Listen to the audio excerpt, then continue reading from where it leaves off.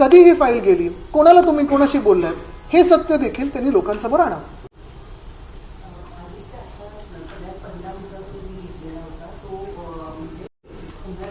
पागडी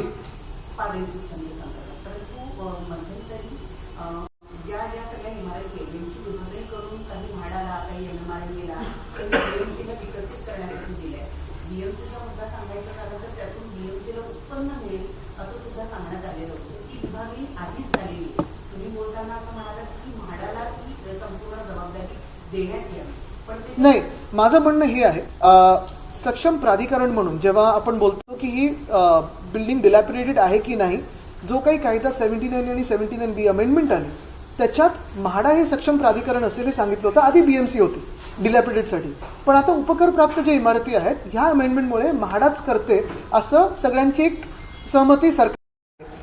पण जी केस झालेली आहे ती कॉम्पिटंट अथॉरिटी नेमकी कोण आहे ह्याच्यावरनं झाली. तर हा तिढा जो काही आहे तो राज्य सरकारने सोडवावा, आणि ह्याच्यात घुसायचंच नसेल, राज्य सरकारला ह्या तिढ्यात जायचंच नसेल तर पर्यायी मार्ग हा आहे. जर आता तुम्ही हीच इकडे पूर्ण रांग बघाल, इथे शिवसेना भवनाला येताना आजूबाजूला दोन्ही बाजूला उपकरप्राप्त इमारतीच आहेत. जवळपास दक्षिण मुंबई आणि दक्षिण मध्य मुंबई या सगळ्या इमारती उपकरप्राप्त आहेत जास्तीत जास्त, आणि जवळपास सगळ्या इमारती 60, 70, 80, 90, काही 100 वर्षाच्या पुढच्या आहेत, काही चाळी आहेत. आता जी घोषणा सरकारने केली की तेवढीच तुम्हाला जागा मिळेल टेनंट्सना, ज्या चाळींमध्ये 10 बाय 10ची खोली आहे किंवा कॉमन टॉयलेट आहे, मग तेवढंच तुम्हाला मिळणार का? जे पगडीवाले मागतात ना त्या 3 गोष्टी आहेत. एक, त्यांना संरक्षण द्या टेनंट्स म्हणून. दुसरी गोष्ट म्हणजे ट्रिगर नेमानं 60 वर्षाची बिल्डिंग असेल, 30 वर्षाची बिल्डिंग असेल, वय तुम्ही ठरवा काय पाहिजे ते, पण मोडकळीस यायलाच पाहिजे असं कशाला, लोकांचे हाल झालेच पाहिजेत असं कशाला.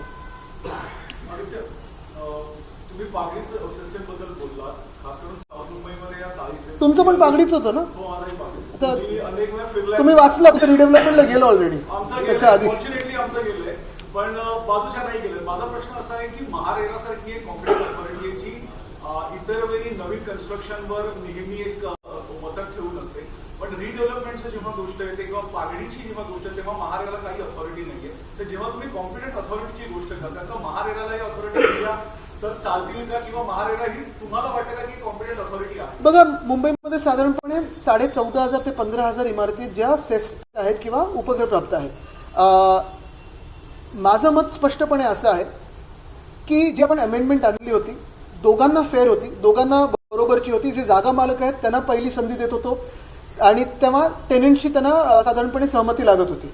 तसंच जर जागा मालकांना जमत नसेल तर टेनंट्सचा मार्ग मोकळा आहे, जो काही विकासक नेमायचा तो, आणि विकासक नेमल्यानंतर जागा मालकाला कॉम्पन्सेशन मिळत होतं. तर म्हणणं एवढं साधं सोपं आहे की सगळं काही बाहेर एकाच अथॉरिटीवर टाकण्यापेक्षा, एकाच प्राधिकरणावर टाकण्यापेक्षा तुम्ही जे चालू आहेत त्याला थोडा मार्ग सोपा करून द्या. आता रेराचं पण जो मी आपल्याला आठवत असेल अधिवेशनात हेच मांडलं होतं की SRA ला पण रेरासारखी एक अथॉरिटीची जरूर आहे, कारण रेरामध्ये आता किती वर्ष केस पेंडिंग आहे.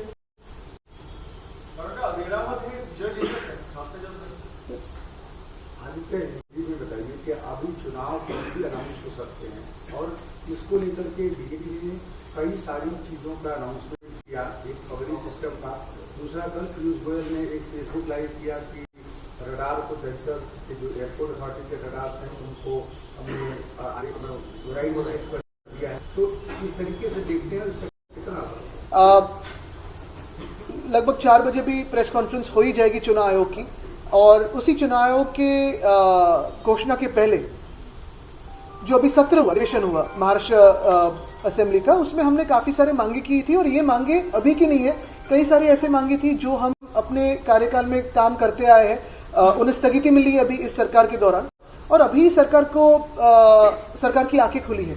लेकिन एक ही बात है, मैं यही कहना चाहता हूँ कि काफ़ी सारी जो घोषणाएं की है भाजपा सरकार ने, जैसे राज्य सरकार के चुनाव के पहले उन्होंने घोषणा की थी कि लाड़की बहन इस योजना 2,500 से ज़्यादा बढ़ाकर वो 2,100 रुपये देने वाले थे. अभी तक वो घोषणा वैसे ही रही है, पेपर पे ही रही है, उनके चुनाव पत्र में रही है, आगे कुछ हुआ नहीं है.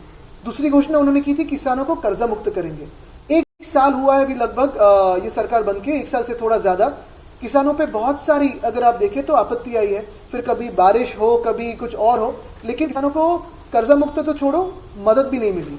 और ऐसी अभी घोषणाओं की बारिश शहरों में कर रहे हैं. भाजपा ने जो कल परसों में कई घोषणाएं की थी, पहली घोषणा जो उन्होंने की है वो पागड़ी की। हमारी मांग और जो उस पागड़ी में रहते हैं उनकी मांग स्पष्ट है। पहली चीज उन्होंने कही है कि सब जो लोग जो टेनेंट रहते हैं पागड़ी के इमारतों में, फिर सेस प्रॉपर्टीज हो या पागड़ी हो, उसमें सारे इन टेनेंट्स को लीगल प्रोटेक्शन दिया जाए, ऑक्यूपेंट्स करके घोषित किया जाए और जो प्रोटेक्शन मिलना चाहिए वो जरूरी है वो मिल जाए। दूसरी बात, सक्षम प्राधिकरण ये कौन है, कॉम्पिटेंट अथॉरिटी कौन है, ये सरकार स्पष्ट करे कोर्ट में, ताकि कोर्ट में जो मामला चल रहा है वो वहीं रुक जाए। तीसरी बात, आपकी बिल्डिंग डिलैपिडेटेड हो या ना हो, खराब हो या ना हो,